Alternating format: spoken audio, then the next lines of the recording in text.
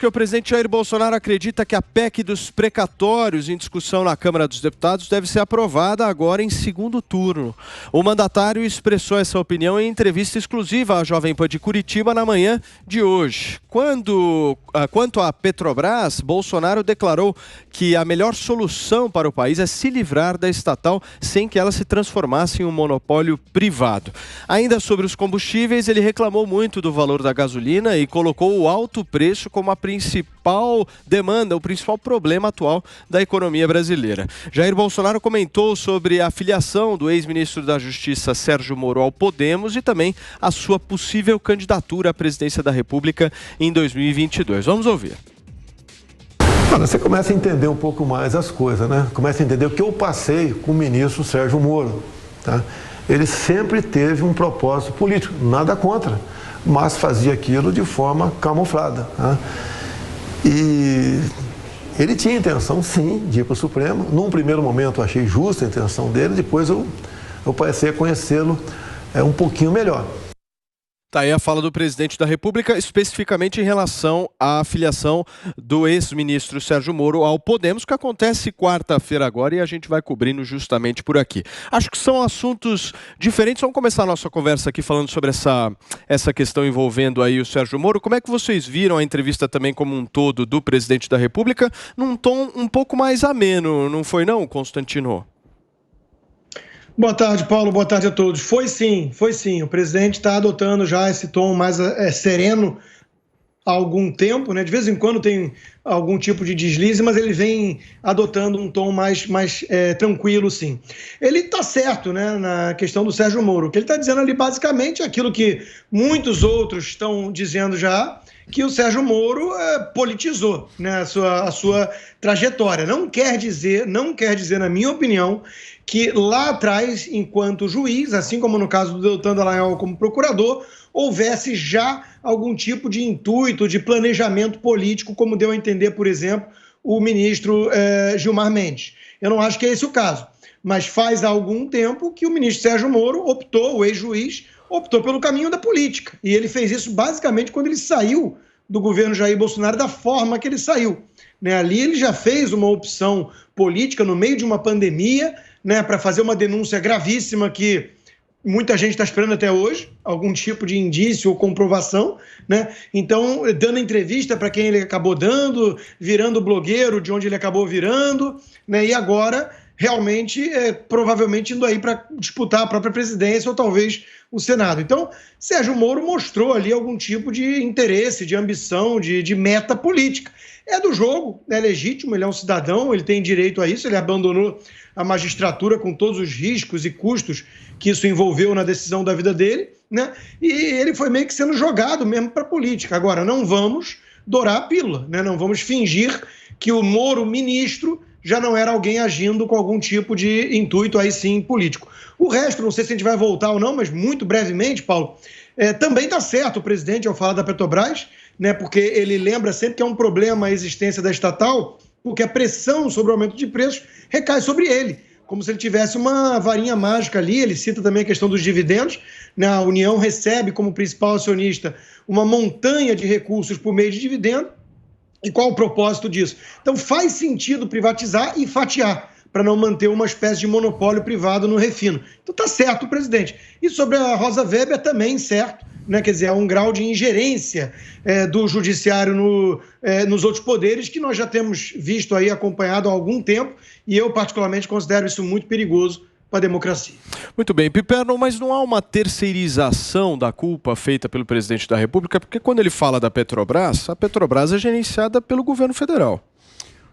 Paulo, ele é um mitomaníaco, sempre há uma terceirização da culpa, né? A culpa às vezes é do STF, a culpa às vezes é dos governadores, muitas vezes aí da Petrobras, porque veja, o presidente da campanha não falava em privatizar a Petrobras, e tem mais uma coisa, a Petrobras se torna um problema para ele, como aliás ele vem relatando sempre, a partir do momento em que ele não consegue resolver, e não depende só dele, né, a questão do preço da gasolina e dos combustíveis em geral. Então, como ele não tem uma solução para isso, como a população cobra e como ele sabe que isso acaba, de certa forma, tirando dele possíveis dividendos eleitorais, então agora ele dá um cavalo de pau, muda radicalmente o discurso para falar, então, de privatização da Petrobras.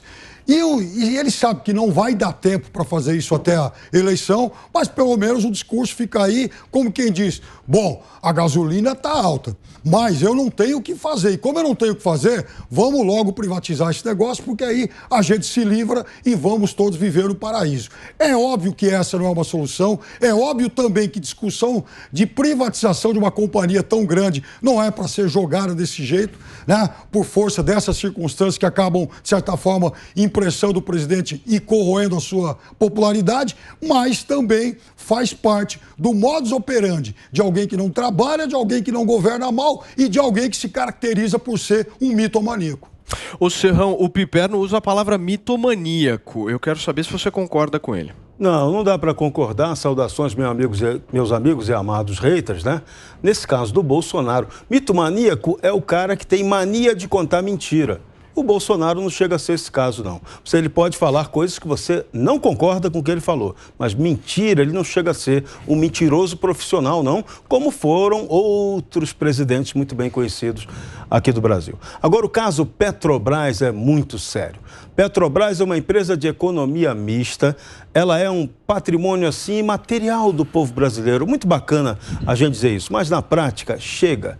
Não dá mais para ter o governo brasileiro comandando uma empresa estatal. Tem que abrir o capital da Petrobras, seria o mais saudável. Só que, antes de fazer isso, no caso do refino, tem que primeiro abrir o mercado de refino. Coloque outros players para competirem com a Petrobras e aí depois de 10 anos, aí você faz a abertura do capital. Se a Petrobras for a melhor do mundo, né, continuando a fazer o trabalho que ela hoje faz, parabéns para ela, continua no mercado, mas vai ter concorrência para forçar a queda do preço para baixo. E outras medidas que impeçam também que essas empresas petrolíferas promovam um cartel, que aqui o Brasil é, vamos lembrar sempre, é o país do cartório e do cartel. Então aqui sempre tem o perigo de, mesmo quando você estabelece a concorrência, mais na frente essas empresas se juntam e formam os cartéis. Então é preciso desregulamentar, é preciso abrir o capital da Petrobras, porque ela hoje, não adianta desconsiderar isso, ela hoje, como muito bem frisou o Constantino, ela paga dividendos imensos, não só para o governo, mas também para grande parte de seus acionistas privados. Então, a empresa pode ser preservada, ela não deve ser fatiada de maneira irresponsável. Agora, quanto mais tirar o governo dela, melhor, porque não podemos ter a repetição do episódio do Petrolão, no qual o grupo político que comandava o governo assaltou, roubou a Petrobras. Bruna Torlai, nessa entrevista hoje na Jovem Pan, o presidente da República falou mais do Sérgio Moro do que do Lula. Eu quero saber de você se você acha que ele está incomodado. Na verdade, eu não sei se a questão é ele estar incomodado, tá? É que no momento existe algo mal resolvido entre o Sérgio Moro e o presidente. O Sérgio Moro insiste que não, que nunca esteve na mesa essa questão de que ele queria ir para o STF. E ao que tudo indica, sim, isso estava na negociação lá no começo, tá? Ainda que fosse subentendido, como eu já disse outras vezes, que ele viria, trabalharia no governo e depois teria uma vaga no STF. E o Bolsonaro deixou isso entender na entrevista, que o acordo teria sido isso. Não era aquela coisa de troca. O próprio Bolsonaro achou que seria justo indicá-lo e depois, ao conhecê-lo, percebeu que não era alguém alinhado com sua agenda.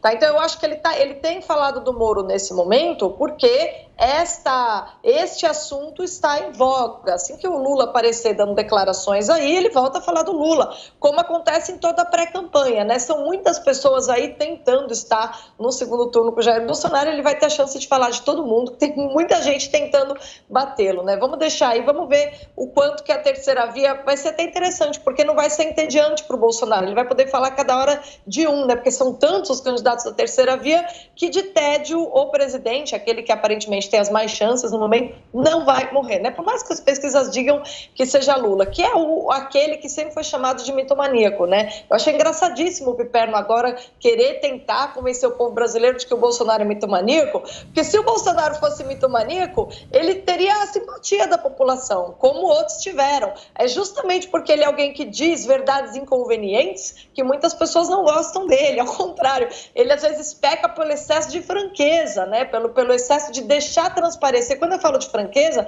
é de deixar transparecer, inclusive, a sua dificuldade de lidar com alguns assuntos, né? Quando o apelido que ele deu ao Paulo Guedes, o posto Ipiranga, ele estava ali dizendo que ele não sabia lidar com aqueles assuntos. Ele sempre foi alguém muito franco, muito transparente. Então, chamá-lo de mitomaníaco é uma péssima estratégia. Eu sugiro aí o pessoal aí que torce aí por algum candidato da terceira via que mude, porque não vai colar. Agora, quanto, Paulo, eu gostaria também de falar dessa questão do se livrar. Essa é uma expressão que a gente tem que fixar, tá? Olha só o que o presidente disse, que é preciso se livrar da Petrobras.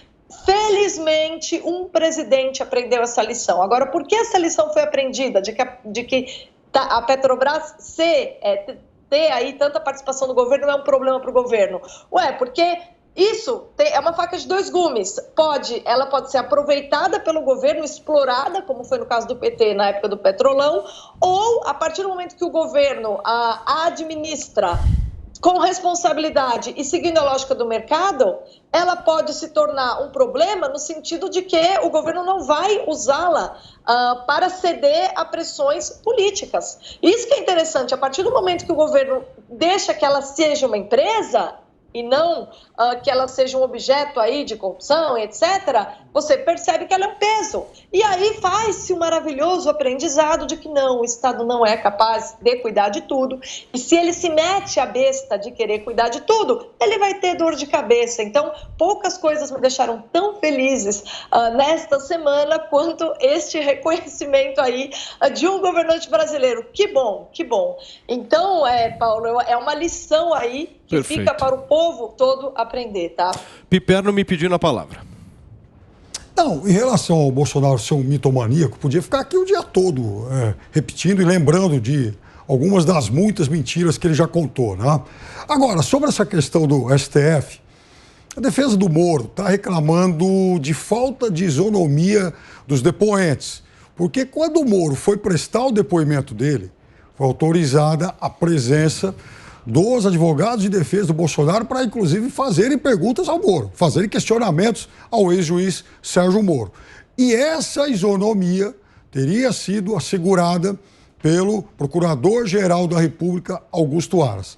Na semana passada, Bolsonaro foi prestar o seu depoimento no finalzão da noite, sem que ninguém soubesse e sem que a defesa do Moro tivesse sido comunicada, e é por isso, então, que eles reclamam muito, os defensores do ex-juiz, porque eles não tiveram, por conta dessa atitude ainda mal explicada por parte da Polícia Federal, não tiveram, então, a oportunidade também de fazer os seus questionamentos ao presidente da República, quebrando a tal da isonomia dos depoentes.